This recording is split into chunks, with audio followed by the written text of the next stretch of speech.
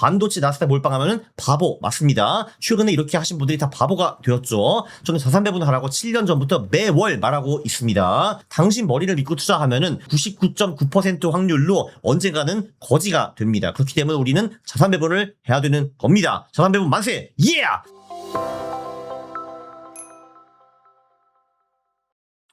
예! 안녕하십니까 할러님들, 강왕국입니다. 반도체와 나스닥만 투자하면은 바보지.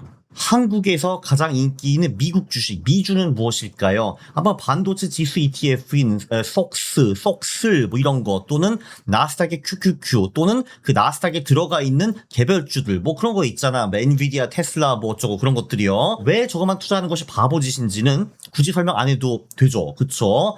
왜냐하면 이제 이런 것들에다가 심지어 여기다가 삼정과 하이닉스 레버리지 ETF까지 해가지고 망한 사람이 대한민국에 지금 수백만 명입니다.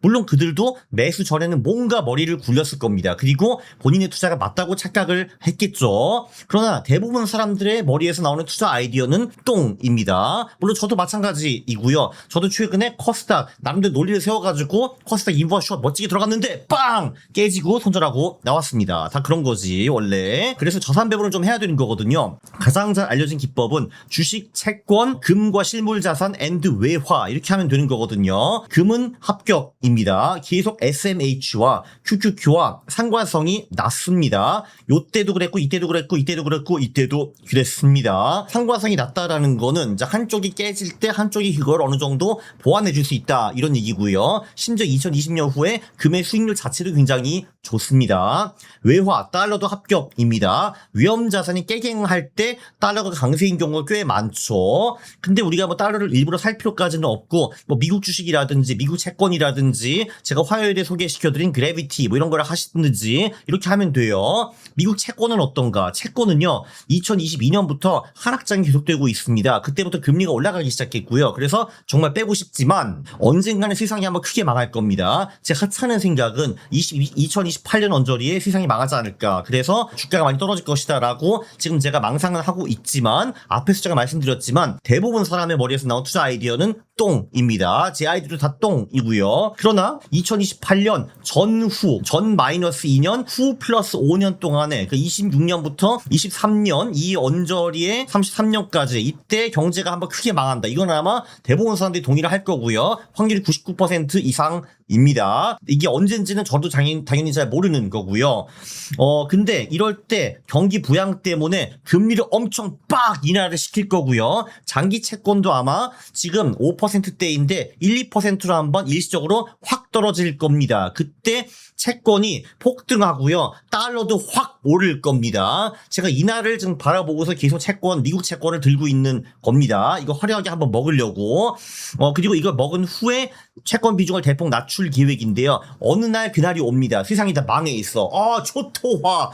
그런데 야 뭐야 강왕국 씨가 미국 채권을 들고 있대. 진짜? 야 저 사람이 미국님이래. 미국님. 저는 황국님이고요. 저는 미국님이 아니라 미국 채권을 들고 있습니다. 난 모르겠고요. 미국님. 이런 날이 분명히 올 겁니다. 네, 그래서 제가 아직은 미국 채권을 들고 있습니다. 네, 보니까 인터넷에서 11월 13일에 지구 멸망론인데 나 이건 잘 모르겠고요. 그러나 26년부터 33년 요 언저리에 경제는 한번 크게 망한다. 이거는 제가 이제 확률 99%라고 말씀드리고 싶습니다. 언젠가 망하겠지. 이때 이제 미국 국채가 확 올라가는 겁니다. 자, 주식도요. 여러 국가 분산이 좋습니다. 최소한 선진국, 개도국 둘 다 투자를 해야 합니다. 그래서 초록은 필수 아이템이에요. 한국, 미국 둘 다 좋죠. 그리고 중국도 좋습니다. 중국은 개도국 마왕이고요. 한국, 미국은 대표적인 선진국 주식이고요. 물론 여기서 뭐 유럽, 일본, 이스라엘, 캐나다, 호주, 홍싱 다 해도 되고요. 중국을 말고 뭐 브라질, 칠레, 남아공, 인도네시아 등도 있는데 제가 보기에는 한국, 미국, 중국 요 세 개는 그냥 필수 아이템입니다. 꼭 여기 이제 본인 성향, 취향이 붙어가지고 나는 중국 주식은 절대 못하겠어 하시는 분들이 계시는데 아니 중국을 싫어하시면요. 중국에 투자해가지고 중국 사람 돈을 빼먹는 게 애국 아니겠습니까? 그쵸? 예, 그리고 중국이 확실히 한국, 미국 대비 상관성이 많이 떨어지거든요. 이게 주식시장이. 그래가지고 분산 투자하고 자산 배분하기 굉장히 좋습니다. 그리고 미국 주식도요, 분산이 좋아요. 나스닥 같은 경우, 그러니까 이제 나스닥에 우리가 몰빵을 했다. 그리고 심지어 우리가 TQQQ를 했다라고 하면요, 2000년에 비록 그때 TQQQ라는 상품이 없었지만 만약에 있었다고 하면은 이 TQQQ에 우리가 만불을 들어가잖아요. 한 2009년까지, 그러니까 2000년부터 2009년까지 이 만불이 3불이 됩니다. 30불도 아니고 300불도 아니고 만불이 3불이 돼요. 마이너스 99.97%를 찍는 겁니다. 만불이 3불. 당신이 살아있을 때 다 있었던 일이기 때문에 미래에도 이렇게 될 가능성이 있다 없다 있습니다. 그래 2000년부터 2009년 완전히 뭐 이게 지금 조선시대는 아니잖아요. 그렇죠? 조선시대 아니고 심지어 21세기에 이런 일이 있었거든요. 그러니까 TQQQ 몰빵 바보짓 맞습니다. 왜냐면 언제든지 또 이럴 수가 있거든. 그래서 전통적으로는요, 유틸리티 주식 XLU라는 ETF가 있죠. 이게 나스닥 반도체와 상관성이 낮은 편인데 그 대신에 수익률도 낮은 편입니다. 2020년 이후에 세상이 좀 변해가지고 XLE 에너지 주식이 부각이 되고 있는데 이걸 좀 같이 살펴보시죠. 여기 어떤 분이 전쟁 관련주라고 쓰셨는데 물론 그게 100% 그렇진 않지만 일리는 있습니다. 지정학의 시대가 왔죠. 글로벌 공급망이 약화되고 있습니다. 왜냐면 미국 편, 중국 편 우리 같이 안 놀아줘. 나쁜 놈 죽여 뻥 이런 거 많이 하고 있잖아요 요즘. 그래서 지정학적 불확실성이 극대화가 되면서 이 XL이라는 놈이 각광을 받고 있어요. 예를 들면 올해 1분기에 미국과 이란 사이에 뭐 좀 있었잖아요. 그러니까 그때 에너지 시장 불안 해가지고 에너지 주식 그리고 원유가 확 오르면서 XLE도 올랐고요. 2022년에 러우 전직 때도 마찬가지였습니다. 이때도 불안 전쟁 해가지고 그때 원자재 원유 뭐 이런 것들이 많이 올랐고 관련 주식들도 많이 올랐죠. 그리고 올해 2분기에 이 전쟁과 뭔가 이게 좀 완화가 되면서 그때부터 에너지가 주춤하고 세상이 좀 더 평화로워졌으니까 AI 반도체 힙스터 주식들이 다시 오르기 시작했습니다. 기술주 쪽이죠.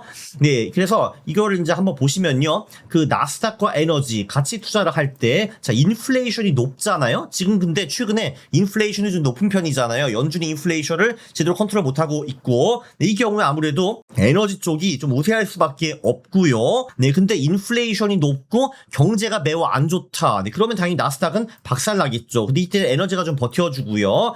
경제는 꽤 괜찮은데 물가 상승률도 높다. 이럴 때는 에너지가 좀 많이 오르고 나스닥도 같이 오르고 이러고요. 그리고 이제 우리가 좋아하는 거 경제는 좋고 물가 상승은 낮다. 네, 그러면은 이때도 둘 다 그럭저럭 됩니다. 그럭저럭 돼요. 여기서 근데 보호가 안 되는 거는 경제는 박살났는데 물가 상승률도 거의 없다. 그러니까 2008년 비슷한 디플레이션 공황 이런 거 있잖아요. 그거는 누가 막아주는가? 그거는 미국 국채가 막아줄 수 있습니다. 반대로 미국 국채는 인플레이션이 심하면은 금리를 못 내리고 오히려 금리가 올라가기 때문에 굉장히 안 좋습니다. 이런 식으로 자산 배분이 될 수 있다라는 거죠. 최근에 이제 몇 년 동안 우리가 이 쪽에 많이 있었잖아요. 그게 인플레이션이 굉장히 높고 경기는 좋았다가 안 좋았다가 이러고 있거든요. 그렇기 때문에 미국 국채는 계속 박살나고 있고요. 에너지와 나스닥은 그럭저럭 좋았고 나스닥은 이제 우리가 경제가 이게 좀 위험하네 할 때만 좀 조정을 받았습니다. 이렇게 되고 있어요. 이게 자산 배분입니다. 자, 결론. 반도체 나스닥 몰빵하면은 바보 맞습니다. 최근에 이렇게 하신 분들이 다 바보가 되었죠. 저는 자산 배분하라고 7년 전부터 매월 말하고 있습니다. 주식, 채권, 실물자산, 외화의 콤보는 계속 유효하고요. 주식은 선진국, 개도국 분산은 필수이고 지정학 시대에 미국 주식 중에서는 QQQ 몰빵보다는 XLE를 좀 같이 넣는 것이 확실히 부각되고 있다 말씀드리고 싶고, 금 등 실물자산은 주식 투자 분산 차원에서 매우 좋고요. 수익률 자체도 최근 몇 년 동안은 굉장히 훌륭합니다. 물론 1월부터는 금, 은과 실물자산이 좀 비실거리고 있는데 한 조금 더 길게 보세요. 2020년부터 금, 은, 실물자산이 어떻게 움직였는지 꽤 괜찮습니다. 채권이 지금은 거지 같은데 한번 세상이 망할 거 아닙니까? 그때 엄청난 반짝 효과를 기대하고 그것 때문에 계속 제가 포트폴리오에 넣고 있습니다. 네, 주의하셔야 될 점은요, 당신 머리를 믿고 투자하면은 99.9% 확률로 언젠가는 거지가 됩니다. 그렇기 때문에 우리는 자산 배분을 해야 되는 겁니다. 자산 배분 만세! 예!